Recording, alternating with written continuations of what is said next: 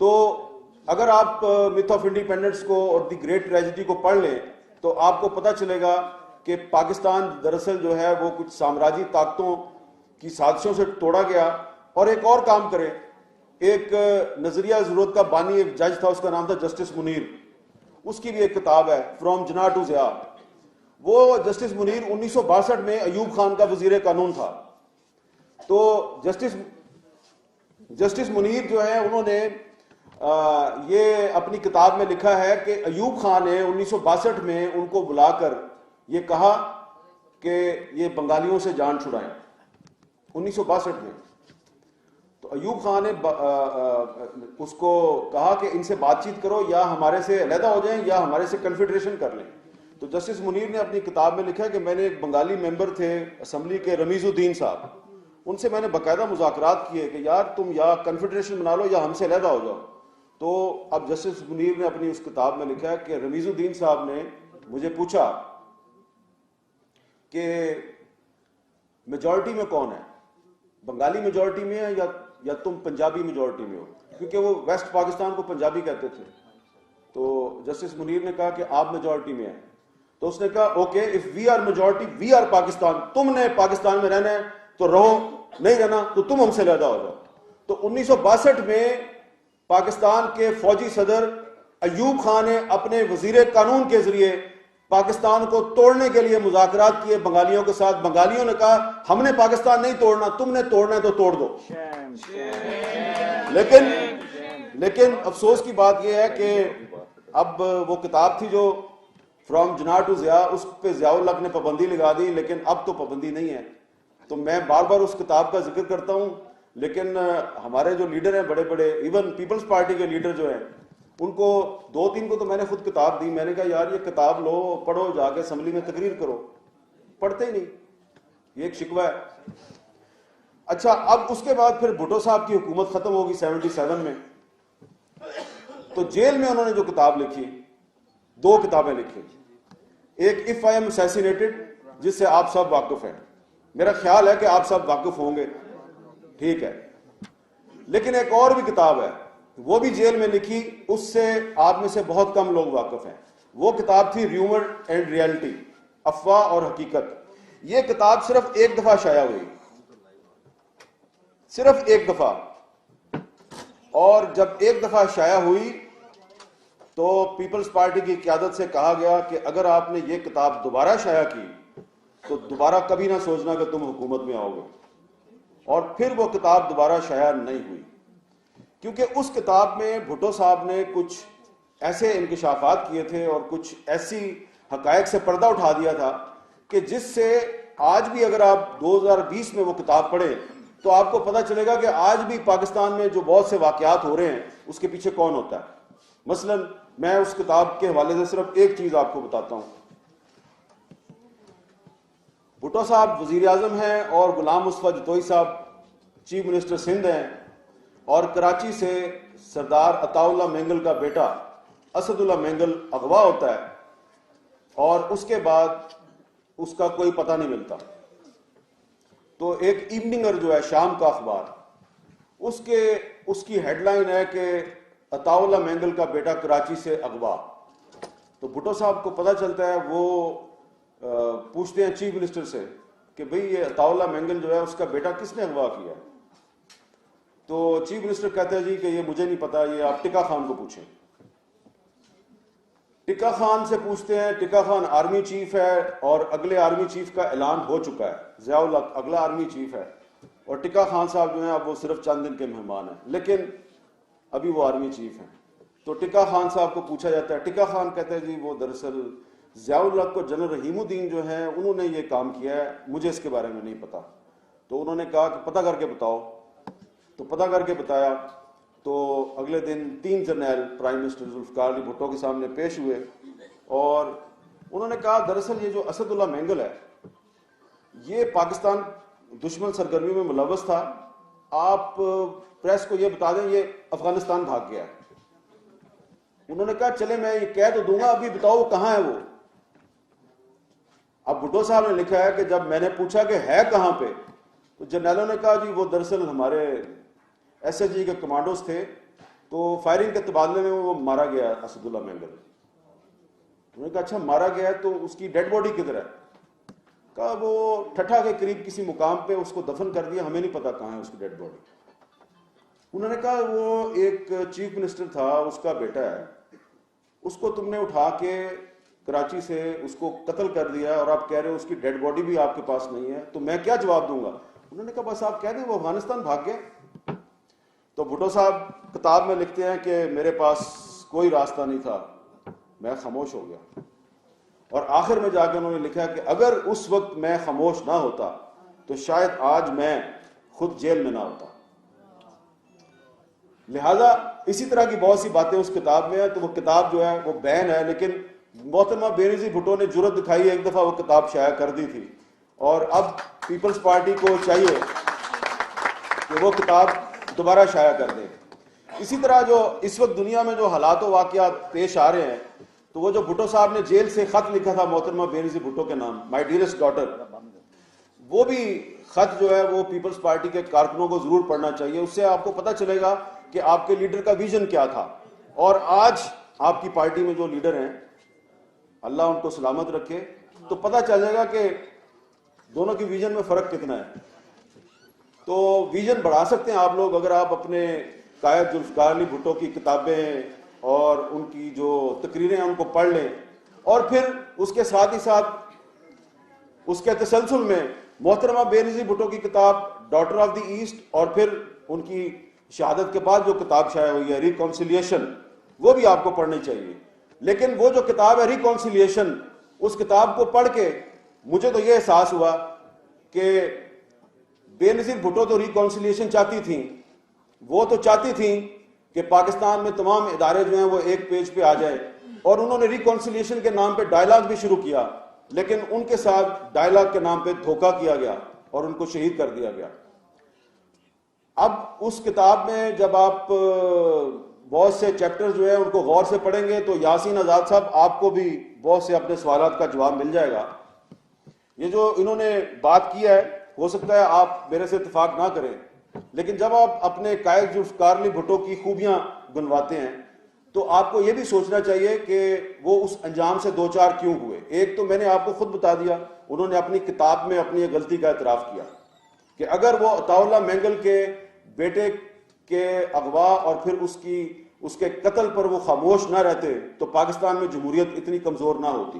ایک دوسری بات بھی ہے, اس کو میں ان کی غلطی کہوں گا, اس پہ بھی آپ لوگوں کو آج کے دور میں اس سے سبق سیکھنا چاہیے. اور وہ کیا غلطی تھی کہ انہوں نے جنرل ضیاء الحق کو 6 جرنیل بائی پاس کر کے آرمی چیف بنایا. اس کا نام 7ویں نمبر پہ تھا. آپ سوچیں ذرا. اور یہ پاکستان کی تاریخ ہے کہ جب بھی کسی وزیر اعظم نے سینئر جرنیل کی بجائے نمبر 3 یا نمبر 4 یا نمبر 5 سے بندہ اٹھایا اور اس کو آرمی چیف بنایا, تو اس نے اس کے نتیجے میں کوئی آپ کے ساتھ بھلا نہیں کیا. اس نے یا مارشل لا لگایا یا آپ کو بیک سٹیپ کیا یا جمہوریت کی کمر میں خنجر گھونپا. تو یہ کام پہلے ایوب خان نے کیا, وہ سینئر جرنیل نہیں تھا, نمبر 3 تھا, اور پھر اپنے آپ کو ایکسٹینشن دیتا رہا. پھر ایوب خان یحییٰ خان کو لے کے آیا, وہ بھی نمبر 3 پہ تھا, سینئر جرنیل نہیں تھا. تو ایوب خان کو اس یحییٰ خان نے دھوکہ دیا. صرف ٹکا خان تھا جو وہ گل حسن کے بعد جب آیا وہ سینئر 3 جرنیل تھا, اور بھٹو صاحب نے ٹکا خان کو میرٹ پر آرمی چیف لگایا اور ٹکا خان نے ان کے ساتھ وفا کی. تو جو آپ میرٹ پر جس جرنیل کو آپ آرمی چیف لگاتے ہیں وہ آپ کے ساتھ اور ملک کے ساتھ اور آئین کے ساتھ وفا کرتا ہے. اور پھر ضیاء اللہ کو آپ نے نمبر 7 سے اٹھا کے آپ نے اس کو آرمی چیف بنایا. اس نے کیا کیا یہ ساری دنیا جانتی ہے. اس کے بعد نواز شریف صاحب نے پرویز مشرف کو نمبر 3 سے اٹھا کے آرمی چیف لگایا. تو اس نے کیا کیا وہ آپ جانتے ہیں. لہذا یہ آج جو بحث ہو رہی ہے کہ جناب ایکسٹینشن دینی چاہیے نہیں دینی چاہیے, آپ اسمبلی میں اگر آپ نے بحث کرنی ہے تو دیکھ لیں گے کل کون کیا بحث کرتا ہے. تو بحث یہ ہونی چاہیے کہ آپ ہسٹری نکال کے دیکھیں کہ اس کی ضرورت کیا ہے, آپ ایکسٹینشن کی ضرورت کیا ہے آپ کو. اور اگر آپ یہ بڑی ڈبیٹ کر لیں جی، آپ اسٹینڈنگ کمیٹی میں چلا گیا جی، آپ پارلیمنٹ میں 3-4 دن ڈبیٹ کر لیں، الٹیمیٹلی تو آپ نے وہی کرنا ہے نا جس کا حکم دیا گیا ہے، اور وہ یہ حکم یہ دیا گیا ہے کہ آپ نے جنرل قمر جاوید باجوہ کو 3 سال کی ایکسٹینشن دینی ہے، اور وہ تو دینی ہے، ٹھیک ہے، حکم تو یہی ہے۔ اب چلیں، ہو سکتا ہے کہ جنرل قمر جاوید باجوہ صاحب جو ہیں وہ اس وقت جو ریجنل سیکورٹی سچویشن ہے اس میں وہ بڑی ضروری ہے جناب ان کو ایکسٹینشن دینی، تو آپ نے دے دی، لیکن اب تو آپ نے اس کو قانون بنا دیا، تو جب 3 سال پورے ہوں گے تو ہو سکتا ہے اس کے بعد کوئی آدمی کہے بھئی اس کو 3 سال کی اور ایکسٹینشن دے دو، چلیں اس کی جگہ پہ آپ کسی اور کو لے آتے ہیں، جب اس کے 3 سال پورے ہوں گے تو پھر وہ لابنگ کرے گا کہ مجھے 3 سال اور دو، تو اب آپ ایک مستقل راستہ کھول رہے ہیں کہ جب بھی کسی آرمی چیف کی مدت ملازمت کے 3 سال پورے ہوں گے تو کیونکہ قانون میں موجود ہے، وزیر اعظم صاحب کے پاس اختیار ہے، تو لابنگ کرے گا، ادھر جائے گا ادھر جائے گا، اور جو اس کے دوست ہوں گے وہ بھی لابنگ کریں گے، تو آپ ایک مستقل راستہ کھول رہے ہیں۔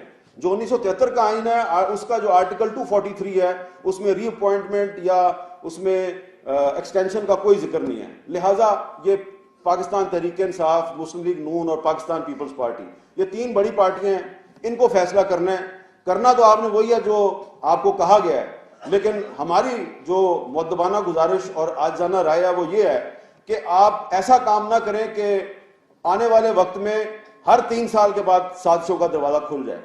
تو اگر آپ چاہتے ہیں کہ پاکستان میں جمہوریت مضبوط ہو تو اس جمہوریت کو مضبوط کرنے کے لیے آپ کو اداروں کو مضبوط بنانا ہے، یہ ایسے کام نہ کریں کہ جس سے دنیا کو ایک تاثر ملے کہ پاکستان میں ادارے مضبوط نہیں ہیں، کوئی ایک شخص مضبوط ہوتا ہے، اور ایک شخص جو ہے جب اس کا ٹینیور ختم ہو جاتا ہے تو ادارہ جو ہے وہ بے ہتھل ہو جاتا ہے کہ ہن میں کی کرا۔ وہی میں سمجھتا ہوں کہ پاکستان کے ادارے بہت مضبوط ہیں، پاکستان کی فوج میں بڑے قابل جرنیل ہیں، اگر ایک جرنیل جائے گا تو 10 جرنیل اس کی جگہ پہ آرمی چیف بن سکتے ہیں۔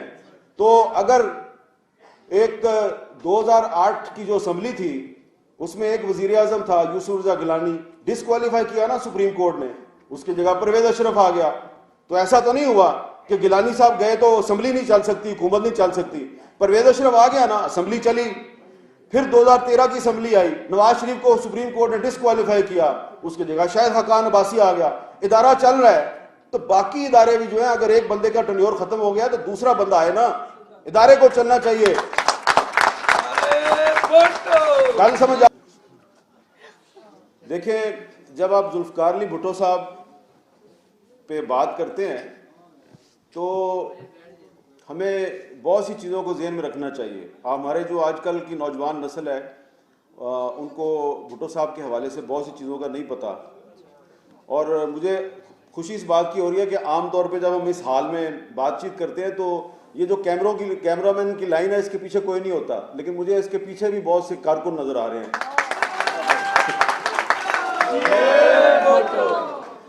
تو کیونکہ یہاں پہ گفتگو جو ہوئی ہے، یاسر آزاد صاحب نے اس گفتگو کو ایک رخ دیا ہے، اور وہ ہے آئین میں ایک ایکٹ جو ہے، ایک ترمیم، آئینی ترمیم تو نہیں ہوگی، ایکٹ آف دی پارلیمنٹ ہے۔ تو یہ 1973 کا جو آئین ہے اس کے خالق ذوالفقار علی بھٹو صاحب ہیں، اور یہ کریڈٹ جو ہے یہ صرف بھٹو صاحب کا نہیں ہے بلکہ ان کی اپوزیشن کا بھی ہے۔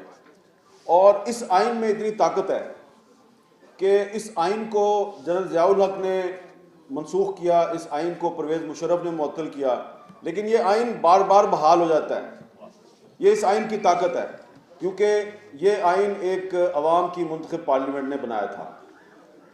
بھٹو صاحب کے حوالے سے یہاں پہ ابرار رضوی صاحب نے کچھ باتیں کی ہیں، انہوں نے کچھ اداروں کی بات کی ہے کہ بھٹو صاحب نے یہ بہت سے ادارے بنائے تھے، اس میں کوئی شک نہیں ہے، لیکن جو پیپلز پارٹی کے کارکن ہیں اور جو تاریخ کے اور سیاست کے طالب علم ہیں، ان کو چاہیے کہ جو بھٹو صاحب کا ایک ورثہ ہے، جو ان کی انٹلیکچول ہیریٹیج ہے، جو ان کی دانش، سیاسی دانش کی ایک میراث ہے، اس کا بھی ان کو خیال کرنا چاہیے۔ ایک الزام لگایا جاتا ہے کہ جی بھٹو صاحب نے تو پاکستان توڑ دیا تھا 1971 میں، ایک بھٹو صاحب رسپانسبل تھے، ایک یحییٰ خان رسپانسبل تھا، اور ایک مجیب الرحمان تھا۔ تو یہ جو ایک الزام لگایا جاتا ہے اس الزام کا جواب صرف آپ اس صورت میں دے سکتے ہیں, نعرے سے نہیں دے سکتے آپ اس کا جواب. آپ اس کا جواب اس صورت میں دے سکتے ہیں کہ اگر آپ نے بھٹو صاحب کا جو ایک انٹلیکچوئل ہیریٹیج ہے, جو ان کی سیاسی دانش ہے, اس سے کچھ آگاہی آپ کو ہو. تو ابھی جب آپ کی پارٹی 1967 میں بنی تھی, 1967 میں, تو 1967 میں ذوالفقار علی بھٹو صاحب نے ایک کتاب لکھی تھی متھ آف انڈیپینڈنس, جس کا اردو ترجمہ بھی موجود ہے آزادی مہم کی صورت میں.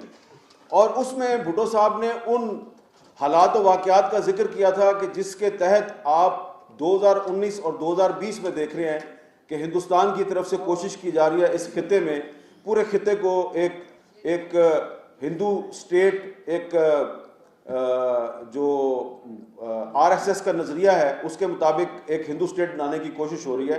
یہ بھٹو صاحب نے یہ ساری گفتگو جو ہے, یہ ساری باتیں 1967 میں متھ آف انڈیپینڈنس میں لکھی تھی. اور اس میں انہوں نے یہ بھی لکھا تھا کہ ہندوستان کی طرف سے پاکستان کو توڑنے کی کوشش ہو رہی ہے.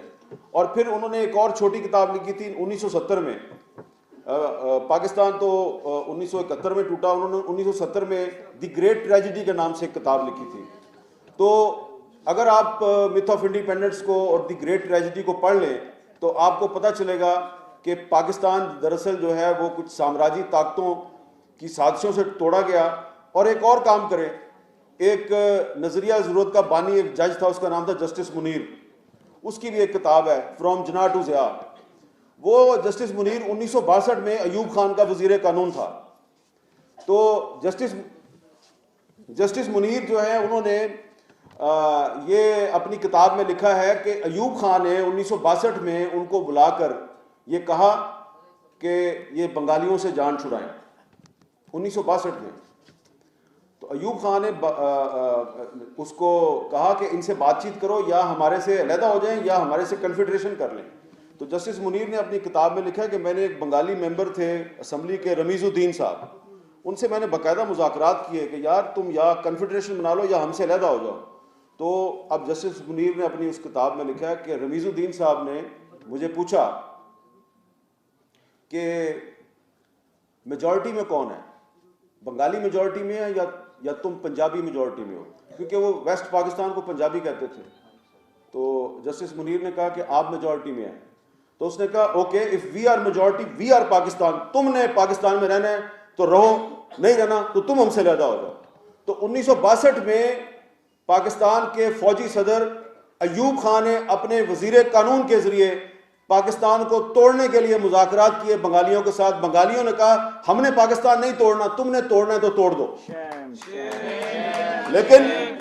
لیکن افسوس کی بات یہ ہے کہ اب وہ کتاب تھی جو فرام جناح ٹو ضیاء, اس پہ ضیاء الحق نے پابندی لگا دی, لیکن اب تو پابندی نہیں ہے.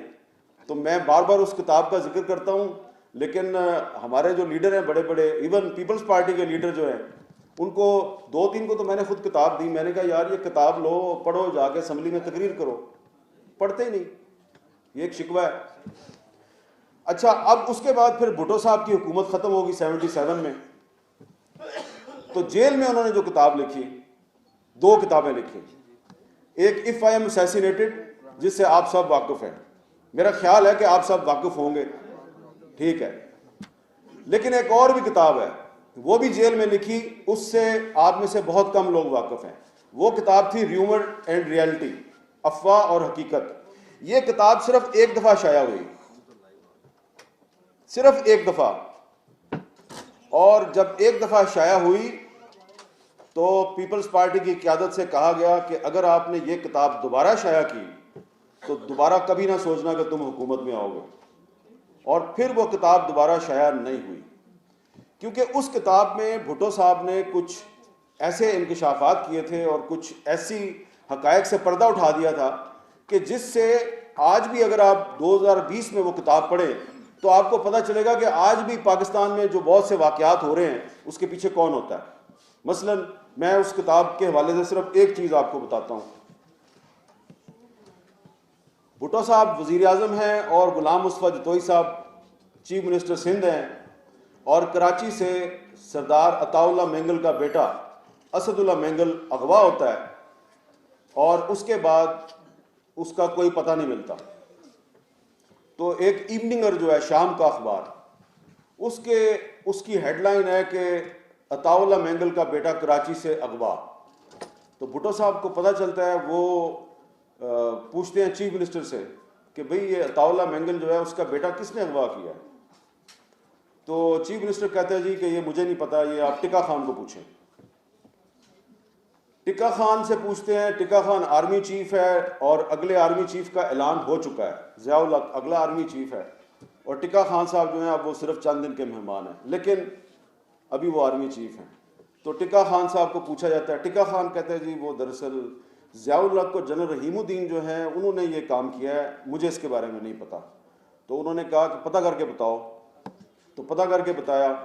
تو اگلے دن 3 جرنیل پرائم منسٹر ذوالفقار علی بھٹو کے سامنے پیش ہوئے اور انہوں نے کہا دراصل یہ جو اسد اللہ مینگل ہے یہ پاکستان دشمن سرگرمی میں ملوث تھا. آپ پریس کو یہ بتا دیں یہ افغانستان بھاگ گیا ہے. انہوں نے کہا چلے میں یہ کہہ تو دوں گا، ابھی بتاؤ وہ کہاں ہے وہ. اب بھٹو صاحب نے لکھا ہے کہ جب میں نے پوچھا کہ ہے کہاں پہ، تو جرنیلوں نے کہا جی وہ دراصل ہمارے ایس ایس جی کے کمانڈوز تھے، تو فائرنگ کے تبادلے میں وہ مارا گیا اسد اللہ مینگل. انہوں نے کہا اچھا مارا گیا ہے تو اس کی ڈیڈ باڈی کدھر ہے؟ کہا وہ ٹھٹھا کے قریب کسی مقام پہ اس کو دفن کر دیا، ہمیں نہیں پتا کہاں ہے اس کی ڈیڈ باڈی. انہوں نے کہا وہ ایک چیف منسٹر تھا، اس کا بیٹا ہے، اس کو تم نے اٹھا کے کراچی سے اس کو قتل کر دیا اور آپ کہہ رہے ہو اس کی ڈیڈ باڈی بھی آپ کے پاس نہیں ہے، تو میں کیا جواب دوں گا؟ انہوں نے کہا بس آپ کہہ دیں وہ افغانستان بھاگ گیا. تو بھٹو صاحب کتاب میں لکھتے ہیں کہ میرے پاس کوئی راستہ نہیں تھا، میں خاموش ہو گیا. اور آخر میں جا کے انہوں نے لکھا کہ اگر اس وقت میں خاموش نہ ہوتا تو شاید آج میں خود جیل میں نہ ہوتا. لہٰذا اسی طرح کی بہت سی باتیں اس کتاب میں ہیں. تو وہ کتاب جو ہے وہ بین ہے، لیکن محترمہ بینظیر بھٹو نے جرأت دکھائی، ایک دفعہ وہ کتاب شائع کر دی تھی اور اب پیپلز پارٹی کو چاہیے کہ وہ کتاب دوبارہ شائع کر دیں. اسی طرح جو اس وقت دنیا میں جو حالات و واقعات پیش آ رہے ہیں، تو وہ جو بھٹو صاحب نے جیل سے خط لکھا تھا محترمہ بینظیر بھٹو کے نام، مائی ڈیئرسٹ ڈاٹر، وہ بھی خط جو ہے وہ پیپلز پارٹی کے کارکنوں کو ضرور پڑھنا چاہیے. اس سے آپ کو پتہ چلے گا کہ آپ کے لیڈر کا ویژن کیا تھا اور آج آپ کی پارٹی میں جو لیڈر ہیں اللہ ان کو سلامت رکھے، تو پتہ چلے گا کہ دونوں کی ویژن میں فرق کتنا ہے. تو ویژن بڑھا سکتے ہیں آپ لوگ اگر آپ اپنے قائد ذوالفقار علی بھٹو کی کتابیں اور ان کی جو تقریریں ہیں ان کو پڑھ لیں، اور پھر اس کے ساتھ ہی ساتھ اس کے تسلسل میں محترمہ بینظیر بھٹو کی کتاب ڈاٹر آف دی ایسٹ، اور پھر ان کی شہادت کے بعد جو کتاب شائع ہوئی ہے ریکانسیلیشن، وہ بھی آپ کو پڑھنی چاہیے. لیکن وہ جو کتاب ہے ریکانسیلیشن، اس کتاب کو پڑھ کے مجھے تو یہ احساس ہوا کہ بینظیر بھٹو تو ریکانسیلیشن چاہتی تھیں، وہ تو چاہتی تھیں کہ پاکستان میں تمام ادارے جو ہیں وہ ایک پیج پہ آ جائے، اور انہوں نے ریکانسیلیشن کے نام پہ ڈائلاگ بھی شروع کیا، لیکن ان کے ساتھ ڈائلاگ کے نام پہ دھوکہ کیا گیا اور ان کو شہید کر دیا گیا. اب اس کتاب میں جب آپ بہت سے چیپٹر جو ہیں ان کو غور سے پڑھیں گے تو یاسین آزاد صاحب آپ کو بھی بہت سے اپنے سوالات کا جواب مل جائے گا. یہ جو انہوں نے بات کی ہے ہو سکتا ہے آپ میرے سے اتفاق نہ کریں، لیکن جب آپ اپنے قائد ذوالفقار علی بھٹو کی خوبیاں گنواتے ہیں تو آپ کو یہ بھی سوچنا چاہیے کہ وہ اس انجام سے دو چار کیوں ہوئے. ایک تو میں نے آپ کو خود بتا دیا، انہوں نے اپنی کتاب میں اپنی غلطی کا اعتراف کیا کہ اگر وہ عطا اللہ مینگل کے بیٹے کے اغوا اور پھر اس کے قتل پر وہ خاموش نہ رہتے تو پاکستان میں جمہوریت اتنی کمزور نہ ہوتی. ایک دوسری بات بھی ہے، اس کو میں ان کی غلطی کہوں گا، اس پہ بھی آپ لوگوں کو آج کے دور میں اس سے سبق سیکھنا چاہیے. اور وہ کیا غلطی تھی کہ انہوں نے جنرل ضیاء الحق کو 6 جرنیل بائی پاس کر کے آرمی چیف بنایا. اس کا نام 7ویں نمبر پہ تھا. آپ سوچیں ذرا. اور یہ پاکستان کی تاریخ ہے کہ جب بھی کسی وزیر اعظم نے سینئر جرنیل کی بجائے نمبر 3 یا نمبر 4 یا نمبر 5 سے بندہ اٹھایا اور اس کو آرمی چیف بنایا تو اس نے اس کے نتیجے میں کوئی آپ کے ساتھ بھلا نہیں کیا. اس نے یا مارشل لا لگایا یا آپ کو بیک سٹیپ کیا یا جمہوریت کی کمر میں خنجر گھونپا. تو یہ کام پہلے ایوب خان نے کیا وہ سینئر جرنیل نہیں تھا, نمبر 3 تھا, اور پھر اپنے آپ کو ایکسٹینشن دیتا رہا. پھر ایوب خان یحییٰ خان کو لے کے آیا, وہ بھی نمبر 3 پہ تھا, سینئر جرنیل نہیں تھا. تو ایوب خان کو اس یحییٰ خان نے دھوکہ دیا. صرف ٹکا خان تھا جو, وہ گل حسن کے بعد جب آیا وہ سینئر 3 جرنیل تھا, اور بھٹو صاحب نے ٹکا خان کو میرٹ پر آرمی چیف لگایا اور ٹکا خان نے ان کے ساتھ وفا کی. تو جو آپ میرٹ پر جس جرنیل کو آپ آرمی چیف لگاتے ہیں وہ آپ کے ساتھ اور ملک کے ساتھ اور آئین کے ساتھ وفا کرتا ہے. اور پھر ضیاء اللہ کو آپ نے نمبر 7 سے اٹھا کے آپ نے اس کو آرمی چیف بنایا. اس نے کیا کیا یہ ساری دنیا جانتی ہے. اس کے بعد نواز شریف صاحب نے پرویز مشرف کو نمبر 3 سے اٹھا کے آرمی چیف لگایا. تو اس نے کیا کیا وہ آپ جانتے ہیں. لہٰذا یہ آج جو بحث ہو رہی ہے کہ جناب ایکسٹینشن دینی چاہیے نہیں دینی چاہیے, آپ اسمبلی میں اگر آپ نے بحث کرنی ہے تو دیکھ لیں گے کل کون کیا بحث کرتا ہے. تو بحث یہ ہونی چاہیے کہ آپ ہسٹری نکال کے دیکھیں کہ اس کی ضرورت کیا ہے, آپ ایکسٹینشن کی ضرورت کیا ہے آپ کو. اور اگر آپ یہ بڑی ڈبیٹ کر لیں, جی آپ اسٹینڈنگ کمیٹی میں چلا گیا, جی آپ پارلیمنٹ میں 3-4 دن ڈبیٹ کر لیں, الٹیمیٹلی تو آپ نے وہی کرنا نا جس کا حکم دیا گیا ہے. اور وہ یہ حکم یہ دیا گیا ہے کہ آپ نے جنرل قمر جاوید باجوہ کو 3 سال کی ایکسٹینشن دینی ہے, اور وہ تو دینی ہے. ٹھیک ہے, حکم تو یہی ہے. اب چلیں, ہو سکتا ہے کہ جنرل قمر جاوید باجوہ صاحب جو ہیں وہ اس وقت جو ریجنل سیکورٹی سچویشن ہے اس میں وہ بڑی ضروری ہے جناب ان کو ایکسٹینشن دینی, تو آپ نے دے دی. لیکن اب تو آپ نے اس کو قانون بنا دیا, تو جب 3 سال پورے ہوں گے تو ہو سکتا ہے اس کے بعد کوئی آدمی کہ بھئی اس کو 3 سال کی اور ایکسٹینشن دے دو, چلیں اس کی جگہ پہ آپ کسی اور کو لے آتے ہیں. جب اس کے 3 سال پورے ہوں گے تو پھر وہ لابنگ کرے گا کہ مجھے 3 سال اور دو. تو اب آپ ایک مستقل راستہ کھول رہے ہیں کہ جب بھی کسی آرمی چیف کی مدت ملازمت کے 3 سال پورے ہوں گے تو کیونکہ قانون میں موجود ہے, وزیر اعظم صاحب کے پاس اختیار ہے, تو لابنگ کرے گا, ادھر جائے گا ادھر جائے گا, اور جو اس کے دوست ہوں گے وہ بھی لابنگ کریں گے. تو آپ ایک مستقل راستہ کھول رہے ہیں. جو 1973 کا آئین ہے اس کا جو آرٹیکل 243 ہے اس میں ری اپوائنٹمنٹ یا اس میں ایکسٹینشن کا کوئی ذکر نہیں ہے. لہٰذا یہ پاکستان تحریک انصاف, مسلم لیگ نون اور پاکستان پیپلز پارٹی, یہ 3 بڑی پارٹیاں ہیں, ان کو فیصلہ کرنا ہے. کرنا تو آپ نے وہی ہے جو آپ کو کہا گیا ہے, لیکن ہماری جو مؤدبانہ گزارش اور عاجزانہ رائے ہے وہ یہ ہے کہ آپ ایسا کام نہ کریں کہ آنے والے وقت میں ہر 3 سال کے بعد سازشوں کا دروازہ کھل جائے. تو اگر آپ چاہتے ہیں کہ پاکستان میں جمہوریت مضبوط ہو تو اس جمہوریت کو مضبوط کرنے کے لیے آپ کو اداروں کو مضبوط بنانا ہے. یہ ایسے کام نہ کریں کہ جس سے دنیا کو ایک تاثر ملے کہ پاکستان میں ادارے مضبوط نہیں ہیں. کوئی ایک شخص مضبوط ہوتا ہے اور ایک شخص جو ہے جب اس کا ٹینیور ختم ہو جاتا ہے تو ادارہ جو ہے وہ بے ہتھل ہو جاتا ہے کہ ہن میں کی کرا.